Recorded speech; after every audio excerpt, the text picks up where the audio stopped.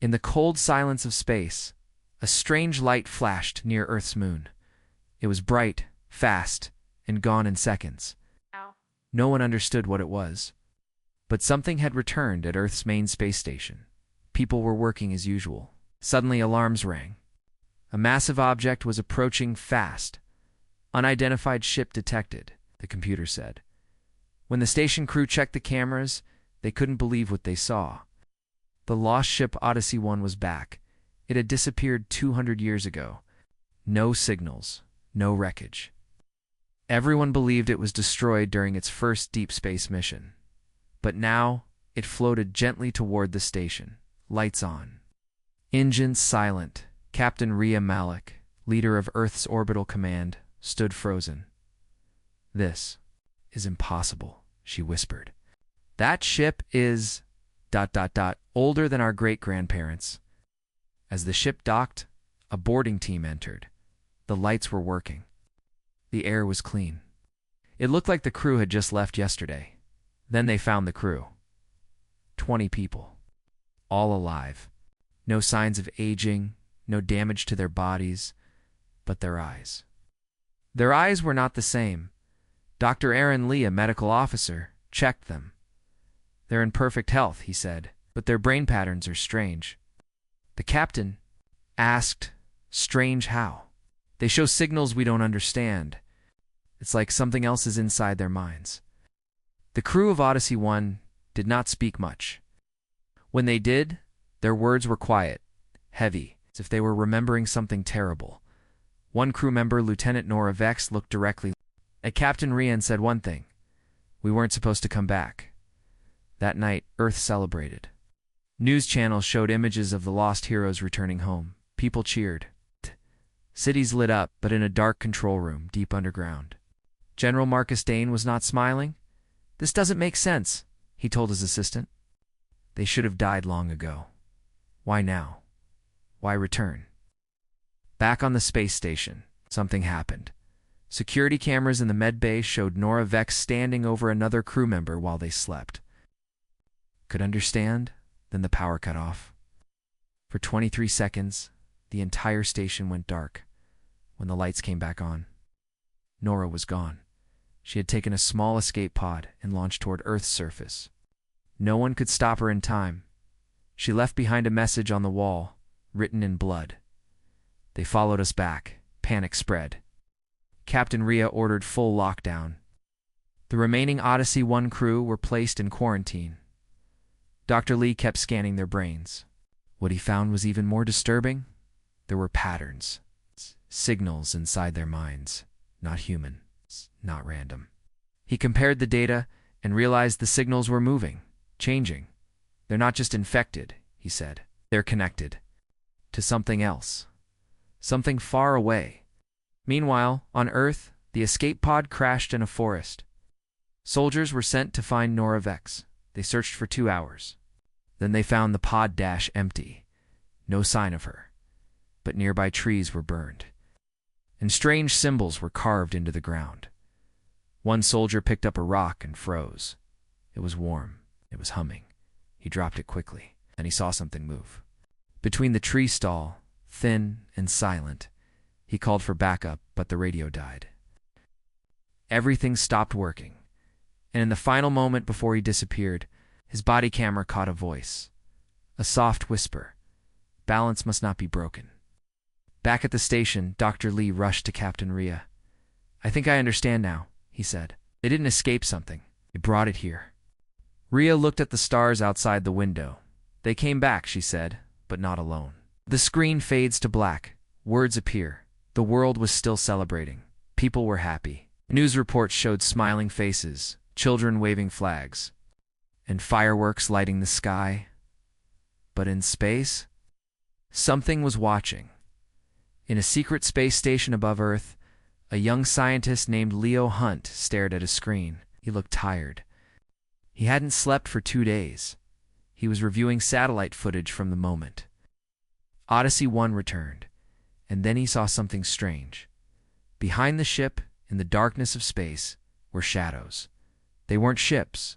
They weren't rocks. Moved like they were alive. He zoomed in. They were black, with no lights, no heat, and no signal. But they moved fast. They were watching. Leo called his supervisor. "I think something followed them back," said. The supervisor didn't believe him. "Maybe it's just a camera glitch," he said. "Forget it." Copied the footage to his private drive and went deeper. He found more videos. From other satellites, other angles, in all of them.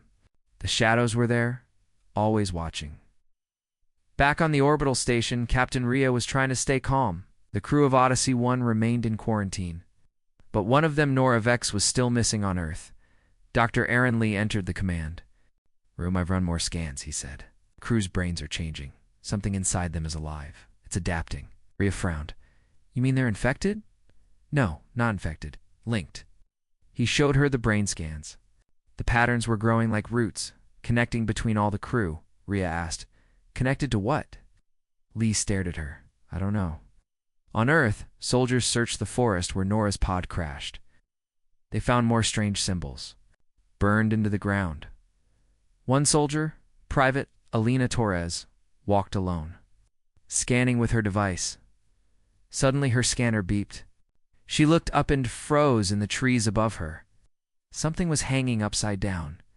It was tall, black, and thin, its skin shiny like glass. It had no eyes. But Alina felt it looking straight at her. She whispered, "What are you?" The creature opened its mouth but made no sound. Then it vanished into the trees. Her radio screamed with static. Then she heard a soft voice. "We see you." Back in orbit, Leo Hunt made a shocking discovery. While digging into the Odyssey 1 ship logs, he found a locked folder. It was hidden under a fake name. He cracked the code inside. He found a single message recorded by the ship's captain 200 years ago. She looked scared. Her voice shook. "This message is for anyone who finds us," she said. "Do not bring us home. We are not alone. They are watching. Always watching." The message ended with one last line. "If you see them, pretend you don't." Hands were shaking. He stared out the window into the stars. And then something blinked. Not a star. Not a light. A dark shape blinking. Watching him, Captain Ria received a call from Earth. One of the soldiers searching the forest had vanished. Another had gone mad, drawing strange eyes on the walls and speaking in a language no one knew. She called Dr. Lee again. "I need answers. What's going on?" Dr. Lee was pale. "I think they're not just watching," he said. "I think they're learning." How? Through the crew? The dreams? The signals? Every human they touch becomes a window? Ria whispered. "A window for what?" Lee looked at her and said the word invasion. That night, the station went silent for 6 minutes. No signals left or entered the base. Later, when the backup system came on, they found something on every screen, a single image, a black shape with eyes like stars, and below it one message. In human language, "You saw us, now we see all." Right. In a secure lab, one of the Odyssey 1 crew began screaming in their sleep. They shouted in another voice deep. Echoing, then they opened their eyes. But they weren't human anymore. A boy named Sam lived in a small city near the ocean. He had never left Earth. He had never even seen a spaceship up close. But last night, he dreamed of fire. He saw a sky full of black stars. He walked on a red desert where giant machines screamed. In pain, he saw tall creatures with sharp limbs chasing him through silver forests. He woke up sweating, his pillows soaked. His mother rushed in. "Sam, are you okay?" Sam stared at her with wide eyes. "They were burning," he whispered. "I couldn't save them." She didn't understand. How could she? Sam was only 12. Across the world, others were having the same dreams. A soldier in Russia dreamed of a glass tower breaking. A teacher in Kenya saw a dark creature whispering in her ear. A baby in Japan cried nonstop for 2 days and then whispered a word no one taught him: balance. Back in orbit, Captain Ria and Dr. Lee were facing another mystery. The quarantined Odyssey 1 crew had stopped speaking. They just sat silent and still. But their brain signals were growing louder, and something worse was happening. Civilians, On Earth, we're showing the same brain patterns. How is this spreading? Rhea asked. Dr. Lee replied, we don't know. There's no virus, no tech. It's like thought itself is traveling. Rhea looked at the data. Thousands of people were being affected. Then Dr. Lee showed her something terrifying. A map of Earth with red dots showing infected minds. The dots were forming a pattern. Symbol, it matched the one burned into the forest. Floor where Nora Vex disappeared, Rhea whispered, it's not just in them. It's in us now. In a hospital in South America, a woman named Marisol sat beside her brother, who had started drawing strange things after watching the Odyssey 1 news. He had drawn an entire alien city. Perfectly, he had never studied art. He didn't know what a spaceship looked like. Now he was drawing with his eyes closed. Marisol asked, where are you seeing this? He whispered, I remember ... but they're not my memories. He lifted his hand and pointed at the sky. They're coming back. Leo Hunt, the scientist who found the hidden message from the Odyssey 1 logs, was trying to warn people. No one believed him. They said he was imagining things. They said the footage was fake. He was removed from his job. But Leo didn't stop. He built a new system to scan human brainwaves from space. What he found made his heart stop. A new signal was forming. Not random. It was a message. He played the audio. It sounded like whispers, layered on top of each other, deep, ancient. Wrong. Then one voice became clear. Memory is the door. You opened it. Leo backed away from the computer. The room felt cold. He looked at the screen. A new line appeared. You are remembering what you never lived. On the space station, Captain Rhea received news. Nora Vex had been found. She was walking near an empty village. Her clothes were torn, and her skin had strange black marks. Soldiers surrounded her. She didn't resist. She only said one thing. They want to talk?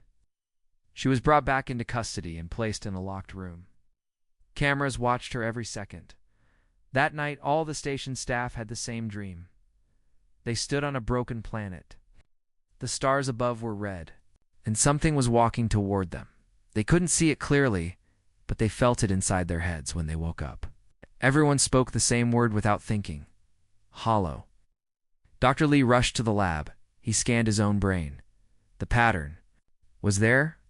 He looked at Captain Rhea. It's not spreading like a virus, he said.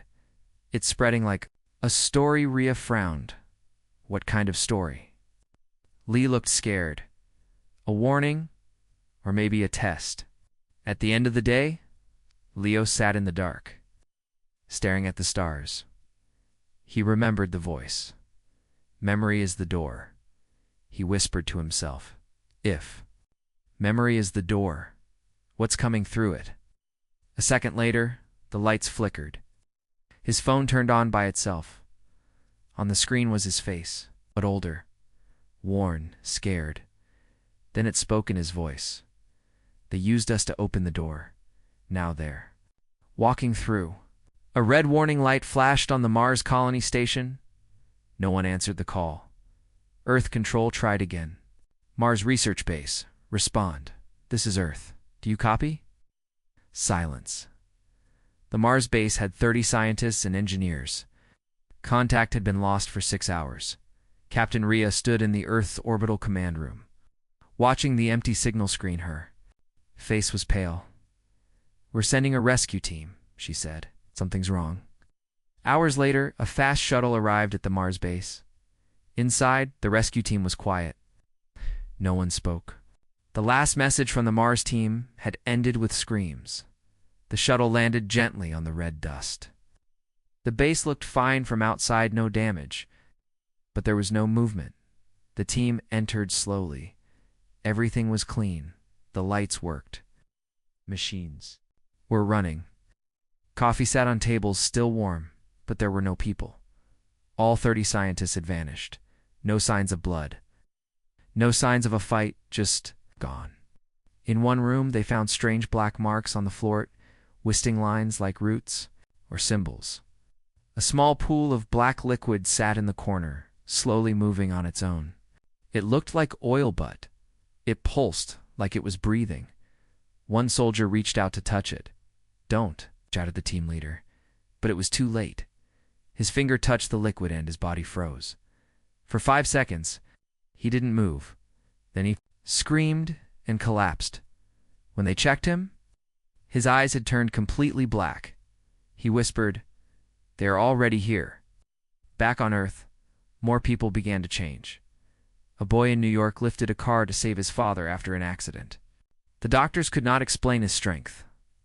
A girl in India stopped a school fire with her hands, creating a wall of cold air. These people had never been to space, but somehow they were awakening. Dr. Lee called them evolved. He stood in front of Captain Rhea and said, "I think something inside Odyssey 1 triggered this." The return started a chain reaction. Rhea asked, "Are these people dangerous?" Lee replied, "They're not fully human anymore, but maybe exactly what we need." At night, more symbols appeared on buildings, roads, and trees. They glowed softly, just for a few seconds, and then faded. People with the symbols near them started dreaming of alien cities, machines that spoke without sound, creatures made of light and shadow. A few began drawing those places perfectly. From memory, they had never been there. Leo Hunt, the scientist who had been kicked out, was now in hiding. He had discovered something horrifying. The black signal affecting humans was not just changing minds. It was preparing them. He hacked into an old telescope satellite. He aimed it deep into space, toward the place Odyssey 1 had disappeared from, and he saw them. Hundreds of dark shapes, slowly moving toward Earth. "They're not ships," he whispered. "They're alive." He sent a message to Captain Rhea. "Not invading with guns. They're invading through us. Minds first, bodies next." In a hidden lab, the soldier who had touched the black liquid was being monitored. At 3:13 a.m., he sat up straight, eyes black, voice flat. He looked into the camera and spoke, "Your world broke the silence. Now silence will take it back." Then he dropped dead, his body melted into dust. Across Earth, the evolved humans started gathering without speaking to each other. They felt drawn to something, a voice, a place, a memory. They didn't know why, but they knew they had a role to play. One of them, a man named Elias, stood at a hilltop and looked at the stars. He said quietly, "This is not a war." A reporter nearby asked, "Then what is it?" Elias answered, "This is a test, for them and for us." Captain Rhea and Dr. Lee met with the world's top leaders. Rhea explained everything. "They followed our people back. But now, they're inside us, watching us." Dr. Lee added, "They see us as a threat, or maybe a mistake, and they're trying to decide what we really are." The room fell silent. Then Rhea asked, "What if we don't wait for them to decide?" That night, satellites over Earth picked up strange signals in the void. The shapes were closer now, still silent, still watching. But something was different, for the first time. One of them blinked, and Earth blinked back. The world was changing. In a small village in South Africa, a young girl named Ziri stood near a dying tree. She placed her hand on the trunk. Within seconds, green leaves began to grow again. People watched in shock. She had never done anything like this before. When asked how she did it, she only said one word: "I heard it calling." In Brazil, a man survived a 500-foot fall from a cliff. He had no broken bones, no pain. In China, a blind boy suddenly saw. For the first time, not with his eyes, but with something else. He described places he had never been, planets, moons, creatures. Dr. Lee, now Earth's leading voice on the alien signal, stood in front of Captain Rhea. "There's a pattern," he said. "The signal doesn't just change minds. It unlocks something inside us, something ancient. It's maybe something we were never supposed to find." Rhea nodded slowly. "Or maybe something we were meant to become." Deep under the Earth, in a hidden base called Arc-9, a secret project had begun. For years, human scientists had tried to copy alien technology. They failed every time until now. Using scans from the Odyssey, one crew, and brain data from the Evolved, they built something new.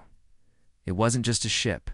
It was alive, powered by the thoughts of the Evolved, guided by memories that weren't theirs, controlled by minds that could touch stars.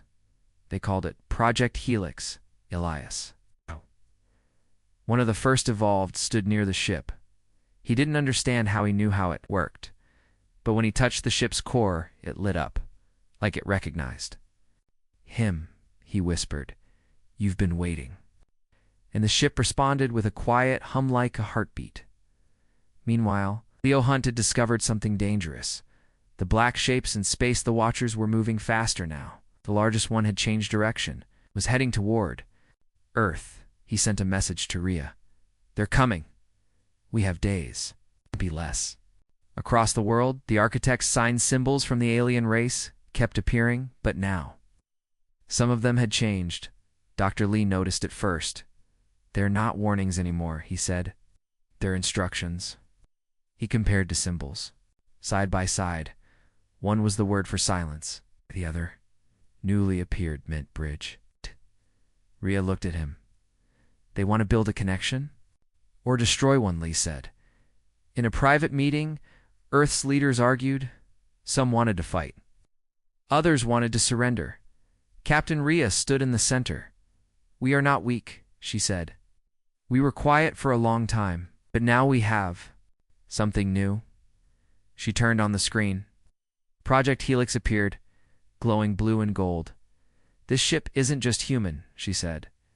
"It's something greater, built from everything they feared inside us." Someone asked, "What if we lose?" Replied calmly, "Then we go down showing them what it means to be human." In the hills outside a small town, Zuri stood on a hilltop. The sky above her shimmered. She closed her eyes and whispered. A few seconds later, lights in the sky shifted, tiny black dots moving just slightly. The Watchers had noticed her. She smiled. "I'm not afraid of you," she said. Back at Arc 9, Elias and the other Evolved entered Project Helix. As the ship powered up, Earth's satellites caught something. Unbelievable. The black liquid, once silent, was reacting. It was afraid.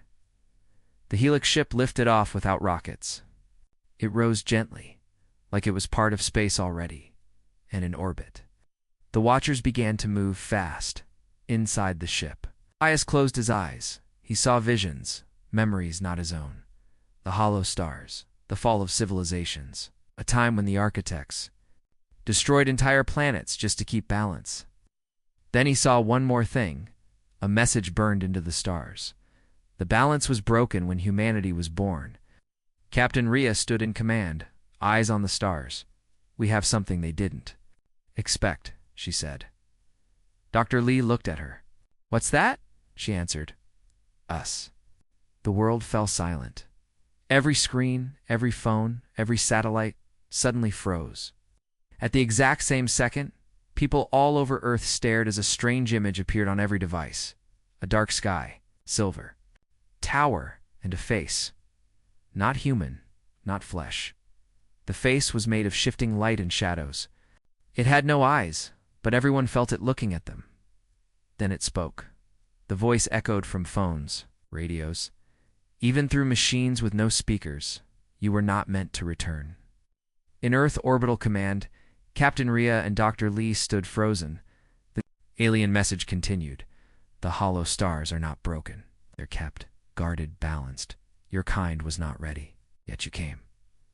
You saw, you remember, and now you must choose." The screen turned black. Then a final line appeared. "Surrender the returned, or face collapse." Panic spread across the planet. People asked, "Who are the returned?" Others guessed, the Odyssey 1 crew, or the evolved humans. Governments argued. Some wanted to send the crew back into space. Some wanted to give up the evolved. But Captain Rhea stood firm. "We don't give people away," she said. "Not to anyone. Not even to gods." Meanwhile, Project Helix floated just above Earth's orbit. Inside the ship, Elias sat in the control chair. He could feel the message in his mind before it was even broadcast. "They're trying to scare us," he told the others. "Trying to keep us small, and the ship glowed brighter. It responded to his thoughts. "Let's talk back," he whispered. Back on Earth, Dr. Lee studied the alien signal. He discovered something strange. It wasn't just a message. He said it was a map. Projected the image. It showed a star system deep in space, hidden behind what looked like a black wall. Leo Hunt, watching the data, gasped. "That's the hollow stars. Their home, their center," Rhea asked. "Can Helix reach it?" Elias responded from orbit. "It's already calling to us." The evolved humans began acting differently. They spoke less, moved with purpose. Zuri, the young girl who healed trees, began drawing star maps no one taught her. Others drew symbols, matching ancient ones found on ruins across the galaxy. Dr. Lee said, "It's not just evolution, it's memory." "Stars didn't just change them, they remembered them," Rhea asked. "You mean we've been there before?" Lee nodded. "Maybe not us, but something inside us has." Suddenly, Earth's skies darkened. Alien ships, silent. Black as space, appeared above the planet. They did not fire. They simply blocked the sun. The hollow. Stars were speaking again, this time through fear. Rhea called the worlds. Leaders into one room. "We have two choices," she said. "Bend the knee, or show them who we really are." Some were afraid. Some said it was hopeless. But Rhea spoke clearly. "They see us as a mistake, as noise, as danger." She pointed at the Helix ship on the screen. "But they forgot one thing. Humans don't stay silent. We speak. We fight. We adapt." In the darkness above Earth, Project Helix powered up. For the first time in history, a ship created by human thought and alien memory, prepared to travel through the void. Elias placed his hand on the control crystal. "We don't want war," he said, "but we won't be erased." The ship turned toward the black wall and the stars, the path to the hollow stars, and it moved, faster than light, beyond space, into the unknown. In its wake, the alien ships around Earth began to tremble. For the first time, they hesitated. They had never been challenged. Now they were being answered. On board Helix, Elias closed his eyes. He felt thousands of minds, alien, ancient, angry. Then, one more quiet, different. It whispered in his mind, "I broke the rule to let you return." He saw a vision. One of the architects, once part of the enemy, had allowed Odyssey, one to escape the hollow stars. That architect believed in humanity, and now was hiding, waiting. Helix arrived. Before them stood a giant dark structure floating. In space, a fortress made of shifting matter. Stars bent around it, the heart of the architects, the center of the hollow stars. And then, a final voice spoke to Elias and the crew. It was deep, slow, powerful. "You were never meant to awaken. Yet you came, and now you must prove you belong." The ship Helix floated at the edge of the hollow stars. Nothing moved, no lights, just a massive black fortress, pulsing slowly like a sleeping heart. Inside Helix, Elias and the evolved crew sat in silence. The closer they got, the more they felt. Voices, emotions, memories that were not theirs. Zuri, the youngest, began to cry softly. "I remember this place," she whispered. "But you've never been here," someone said. She nodded. "I know, but something inside me has." Back on Earth, Captain Rhea watched the live feed from Helix. Then Dr. Lee rushed in, holding a file. "I found something," he said. "A hidden part of Odyssey 1's mission." It was buried deep in old files, locked under the highest clearance. Rhea opened the file. Inside were notes from a scientist. It's Dr. Miriam Solis. She had worked on the original Odyssey. "One mission 200 years ago," her message said. "The hollow stars are real, and someone inside them wants to help us at this mission. It's not for exploration, it's for contact." Rhea read further. "One of the architects, one of their own, believes we are the key to saving the balance. But it must stay secret. If the others find out, they'll kill us all." Rhea stared at Dr. Lee. "So someone inside the enemy helped us?" Lee nodded. "They broke the rules. They let Odyssey 1 return. They planted a seed in us. Inside Helix, Elias began hearing one voice clearly. It was calm, not like the others. He closed his eyes. He saw a memory that wasn't his, a glowing figure standing inside the hollow fortress.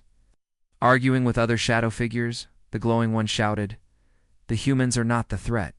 They are the answer."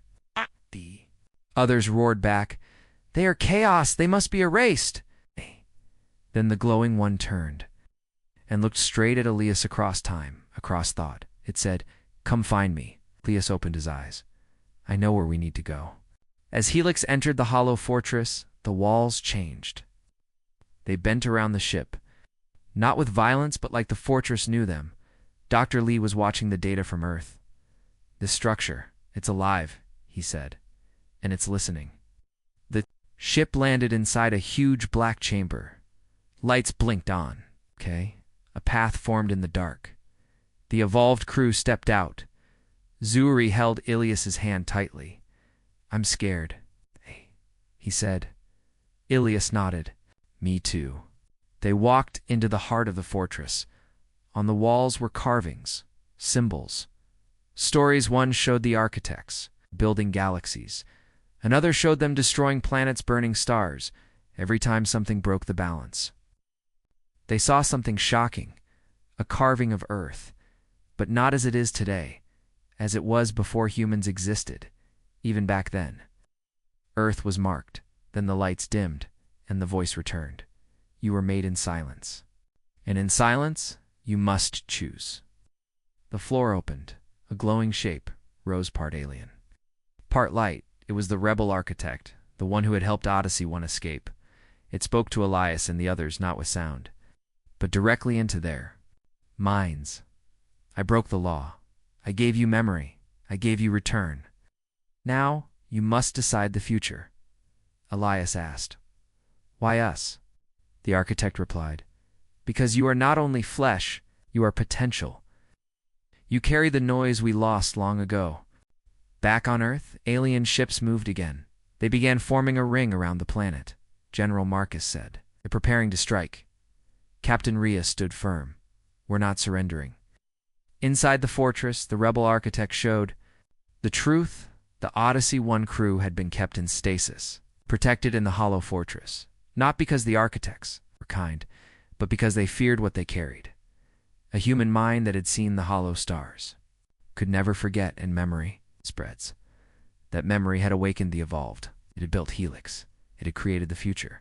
The architect said they called it infection. I called it evolution. Suddenly the chamber shook. Other architects had found them. A voice boomed across the walls. "Remove the rebels, remove the humans, restore the silence." Elias turned to the rebel. "We're not running," he said. "You gave us return. Now we'll give you something back." The rebel asked, "What?" Elias smiled. "A reason to hope."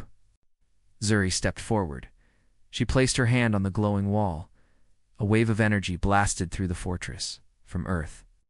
Rhea and Dr. Lee watched in shock as the alien ring began to break apart. The architects had felt something, knew a message. Sent from human minds, not war, not surrender, something older. A choice. The hollow. A fortress was shaking.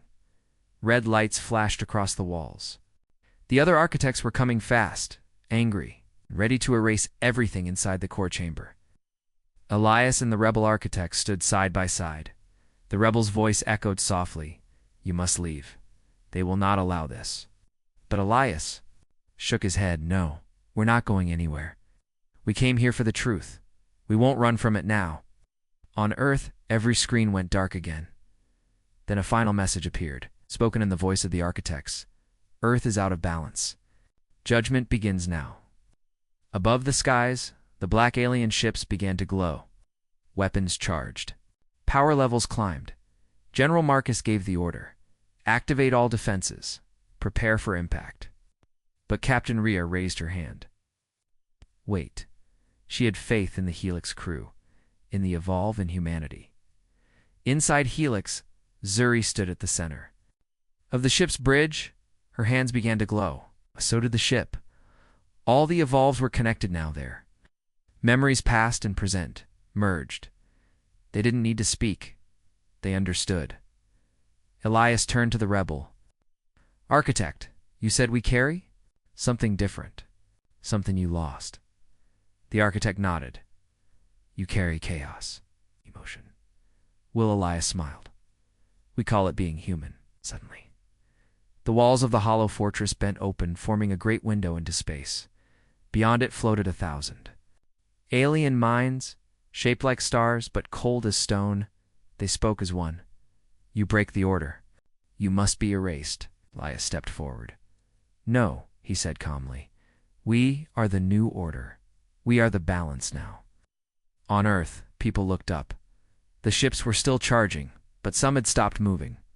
1, then 2, then 10. Something was changing.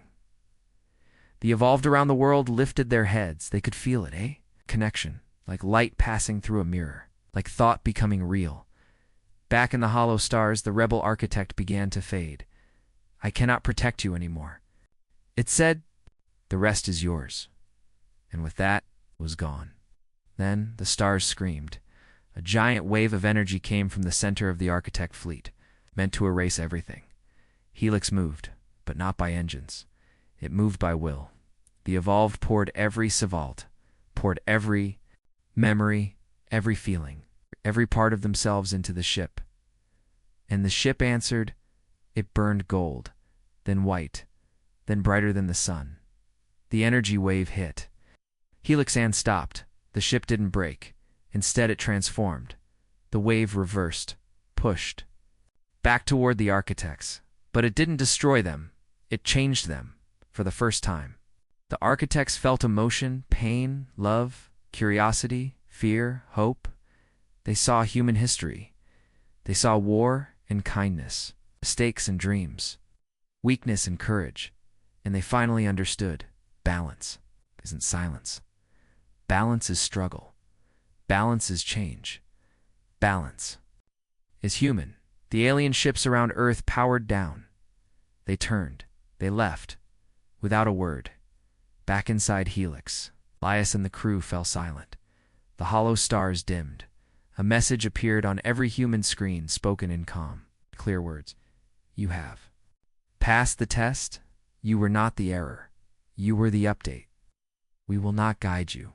We will not stop you. The future is now yours. Years later, Earth would remember that day not as the day of invasion, but the day of awakening, the day when humanity met the silence of the stars and spoke back. The day when the galaxy realized humans don't just survive, they change everything. As Helix returned home, Elias stood by the window looking at Earth. Zuri asked, "What happens now?" Elias smiled. "Now, we explore. We build, we protect. But most of all," he looked up at the stars, "we remember the end."